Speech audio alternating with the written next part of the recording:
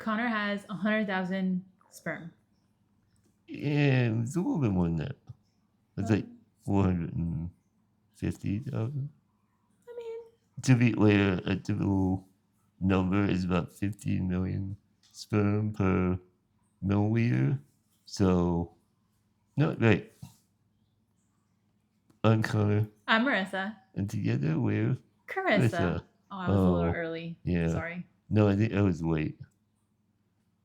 Today's video is going to be an update on our IVF journey. A lot of you have been asking about it, and we want to give you all an update. Um, I think there's been a decent amount of time between our last update, and that's not an indication of any bad news. It's just that there hasn't been a huge development since then. Um, I think last we saw we had just done the like pre Endometrial yeah, biopsy and all like the pre stuff that you have to yeah. do. We did since then have a genetic consult where we met with a geneticist to discuss PGT-A testing. We have decided not to pursue PGT-A testing. I think you'll can do your own research about it to come to a conclusion on whether it's right for you. But for us, um, we just didn't feel it was the right choice. Correct. Um, and our doctor agreed. They thought that the chances that it would show any meaningful information were very low, and the risks associated with it were not worth it, essentially. So we're not doing it. Um, what else do we? Oh, I have, because of my low sperm count, we've been, this is such a weird thing to say, banking sperm. So what that means is, for the past, 3 weeks? Yeah. Past 3 weeks, we've been driving 45 minutes to the fertility clinic once a week, every morning, to meet a deposit. We now have 6 vials. Vials, whatever that means Yep, in medical six speak. 6 vials of sperm on ice, ready to go. And Marissa's got her meds, right? Yeah, I had to put in my order for my meds. Got all of the multiple boxes and everything that I need. We did do some training with our LPN. No, she's a Uh, physician assistant. PA. About just the procedures and things that I would have to um, be coming in for, like blood work and all of this other stuff that like she walked us through the steps on. Yep. So we got all the meds. We're not old. I think we're waiting on We're waiting on one because it has a shelf life of 11 days. that you have to use it within 11 Yeah, days. so And you'll be starting, May 1st. yeah. And for the record, we're filming this video on the 18th of April. So, like 10 days. Yeah. We have a safe word. The safe word is kangaroo. It is kangaroo. I have talked with my family members and let them know, and we have to let Connor's family members know that if he does call and he does express the word kangaroo, that he does not feel safe at home. Yep. And that somebody should probably come pick him up. AKA, there are hormones flooding through my body that he just can't. That his being might be upsetting, so to speak. I mean, I don't know. They hype it up. They do. They're like, you're just gonna be on edge for every little minute. It's like, I really don't know. I told Marissa she should tell her boss that she needs to work from home for the next month because they probably don't want her to be coming to the office. It is a thought I have pondered. Yeah. If you have done IVF, how has that process of injections and all that treated you? Or if you were the partner of someone that did IVF. How did that go for you? I would love to hear your experience. I will say a big negative piece that we've been dealing with is the financial aspect of all of this.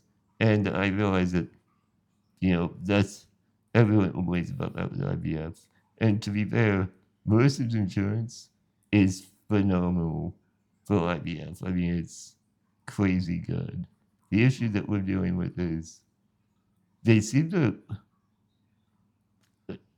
I don't even know how to explain I was it. gonna say the clinic that we're specifically going with isn't like full service. Hi, Penny. Again, So to speak.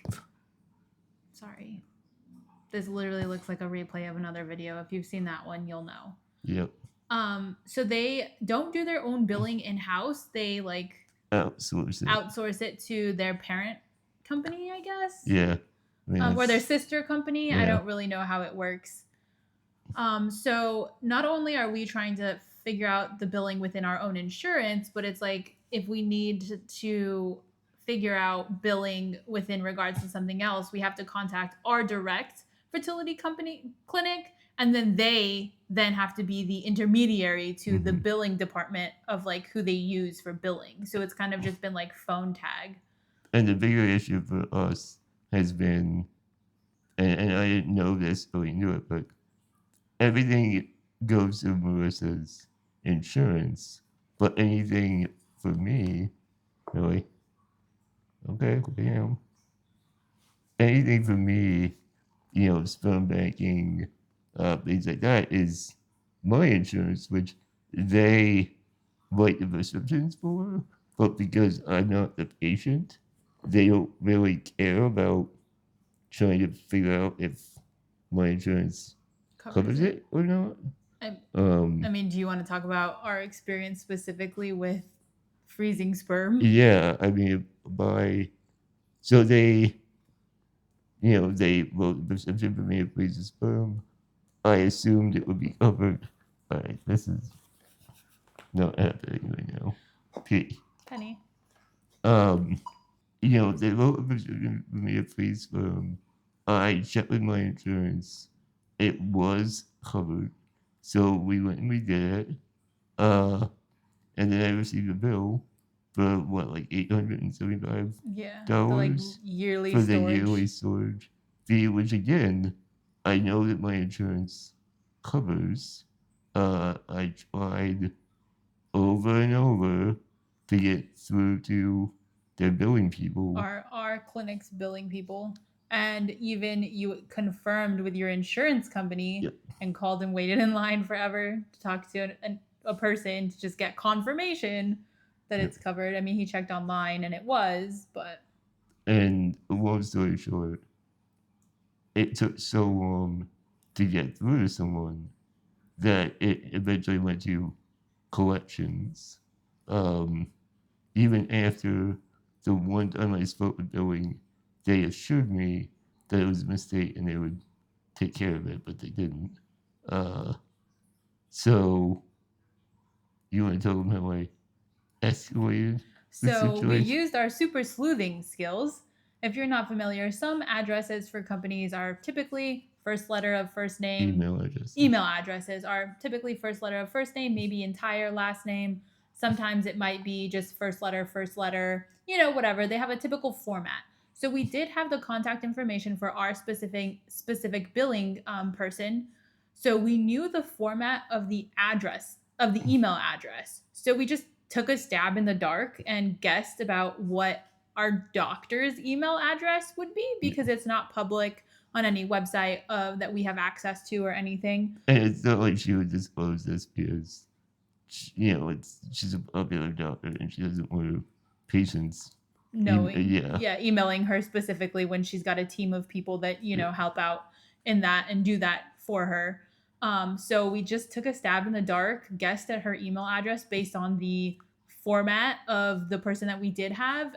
We sent an email, included her in it to the billing person, including her in it.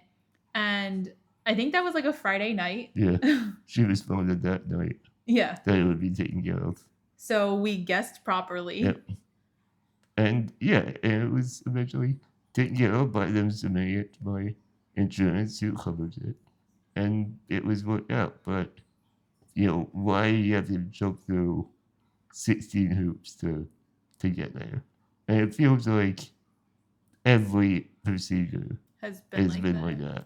Yeah, my insurance does cover things, basically most of the IVF stuff in general. But the issue is I have to have pre-authorizations, and like there were a couple that I didn't get pre-authorized in enough time, so then I had to ask the billing person. But to be clear, it wasn't your responsibility. It wasn't. I did call my insurance company and be like, look, how do I? And they're like, well, we don't at this time like request pre-authorizations from the patient themselves. Like the people doing the procedures or whatever have to request the pre-authorizations. So it's kind of just been like a jumbled mess of trying to figure out all of that and then be on the journey of being like, we're starting a family, like. So it's like a high and a low. Yeah. I think we're mostly through it. We are, yeah. I think we've found the groove. We know who to call, when to call. Yeah. We'll get there. We will. I feel like everyone watching that's not from the US, their brains are just exploding right now. They're like, wow, must be sucky to be in the US healthcare system. And it does.